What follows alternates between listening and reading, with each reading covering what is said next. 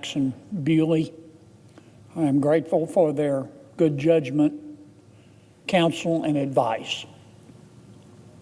I am delighted, Mr. President, to see so many members of Congress, and I mean this sincerely, so many members of Congress embrace the call for a less wasteful federal government, for a more efficient federal government. We spend a little over $6 trillion a year, as Senator Sanders so eloquently pointed out. When you spend $6 trillion a year, somebody's getting $6 trillion a year. Every penny in our budget has a constituency, and that constituency will fight us. They will fight us. And I recognize that, and it's something that as we go about downsizing government, we have to be mindful of. However, there is one constituency that is not going to be able to fight us in our quest to scrutinize federal spending. And I'm referring to dead people. And that's what I want to talk about today. I want to talk about dead people and the fact that they're getting money from the federal government. In fiscal year 2023 alone, this is just 1 year, our government sent $1.3 billion. Not $1.3 million. We sent $1.3 billion in checks to dead people. Those aren't my numbers. Those numbers come from the Office of Management and Budget. That's just 1 year. Not only is the federal government sending checks to dead people, those checks are being cashed. Now, I have heard, Mr. President, of dead people voting, but cashing the checks? You don't have to be God's perfect idiot to realize that there's fraud happening with respect to all this money. Here's how this problem arises. When you die in America, your name is sent to the Vital Records Office in your state. And at that point, the Social Security Administration pays each state to get an ongoing list of deceased Americans in that state. So far, so good. The Social Security Administration takes this data, this list of deceased people, and they compile on an ongoing basis a list called the Death Master File. The Death Master File. That's just a list of everybody, updated daily, of people in the United States who are deceased. Why does the Social Security Administration do this? Well, so the SSA, Social Security Administration, can stop sending people who have died checks. So far, so good. There's just one problem.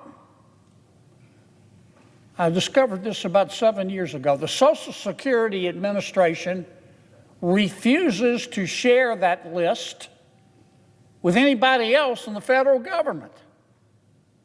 They won't share it with any other federal agencies, many of which send out checks. The Department of Treasury, for example, sends out checks. SSA won't share the information with them. The Small Business Administration sends out a lot of checks. The Social Security Administration has a list of all deceased Americans, but SSA will not share that information with the SBA. I'll give you some examples. You remember, Mr. President, when we were in the coronavirus crisis, so we had an economic meltdown. We sent stimulus checks to Americans to try to keep the economy on its feet. We paid $1.4 billion to dead people, and they cashed the checks. The Paycheck Protection Program, which was a part of our stimulus program, paid out $38 million alone to dead people. These were people who were using, live people, obviously, who were using dead people's Social Security numbers to collect payments. The COVID-19 Economic Disaster Injury Disaster Loan Fund, another culprit, was involved in sending checks to dead people. The Department of Veterans Affairs, and I'm not blaming them, in many respects it's not their fault. A couple of years ago, a scam artist stole the Social Security number of a deceased person, deceased veteran, and received about $825,000 in checks from 1997 to 2024. Now, the person committing this fraud was just quietly accepting the checks. Somehow the Department of Veterans Affairs, and for some reason, stopped sending that person the checks. So the fraudster just picked up the phone and called the Department of Veterans Affairs. He impersonated the dead person and convinced them to start sending the checks again. Again, not necessarily the fault of the Department of Veterans Affairs. The VA didn't know that the Social Security number belonged to a deceased person. Another example, a person in Ohio was able to collect her deceased mother's Veterans Affairs benefits for 48 years. 48 years before she was caught. The truth is, Mr. President, it's sort of like saying, being asked, you didn't go fishing on Saturday. How many fish do you think you didn't catch? We don't know how much money we're sending out every year to dead people. Let me give you an example of how screwed up the data is, Mr. President. This is a strong indicator of what's wrong. The Social Security Administration, if you ask them, will tell you that there are, according to their records, there are 6.5 million Americans living today in America who are 112 years of age or older. They say there are 6.5 million Americans who are at least 112 years old or older. Now, I don't know about you, Mr. President, but I don't know anybody who's 112 years old. And I checked, at any given time, there are about 40 people on an ongoing basis in the world who are fortunate enough to live to be 112. But the data is so screwed up that according to SSA, 6.5 million people are 112 years old. A number of years ago, 7 years ago, I started working with Senator Tom Carper, a fine American, if there ever was one. I started working with Tom on this issue. I went to Social Security, and I said, look, this problem is easily solved. Just share the death master file with other agencies, and especially share it with the Department of Treasury. I don't want to confuse anyone, but the Department of Treasury has a do not pay list of people who aren't supposed to receive checks for a variety of reasons that other agencies consult. But But I said to my friends at Social Security, why don't you just give the death master file to other agencies? They said, we can't.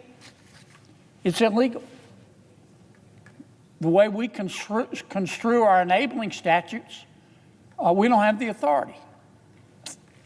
Well, I said, okay, I'm not going to argue with them. We'll just go pass a law. It was harder than I thought, but we did. In 2020, Senator Carpenter and I passed a bill. The bill was called Stopping Improper Payments to Deceased People Act. And it gave the Social Security Administration permission, and indeed directed the Social Security Administration to start sharing its list of dead people with other agencies in the federal government. I don't want to get down in the weeds, but believe it or not, we had people oppose the legislation.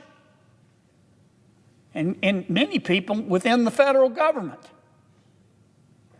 So in order to get our bill passed, we had to compromise.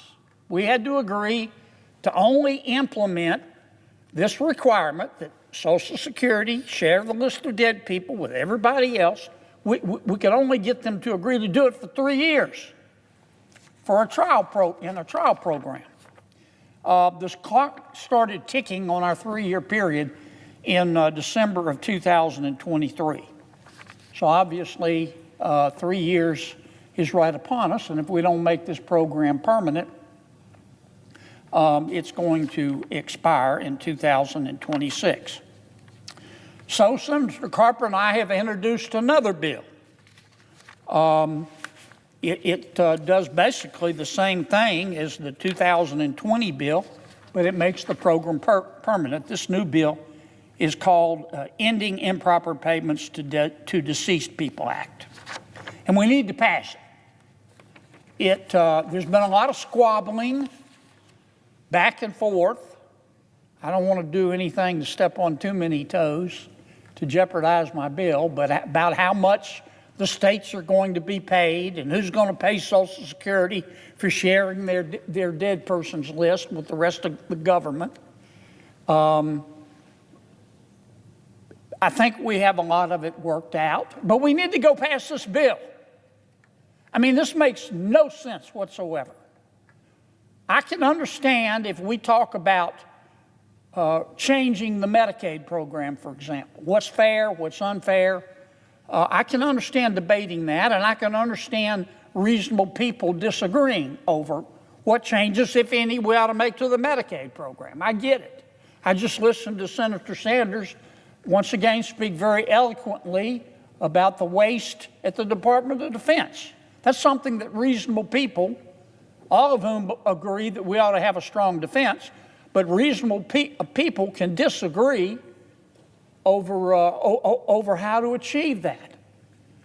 But my God, you don't have to be Euclid to figure out that this is just fraud. It's abuse. It's low-hanging fruit, and it's so easily solved. All we have to do is direct the Social Security Administration on a permanent basis, not a 3-year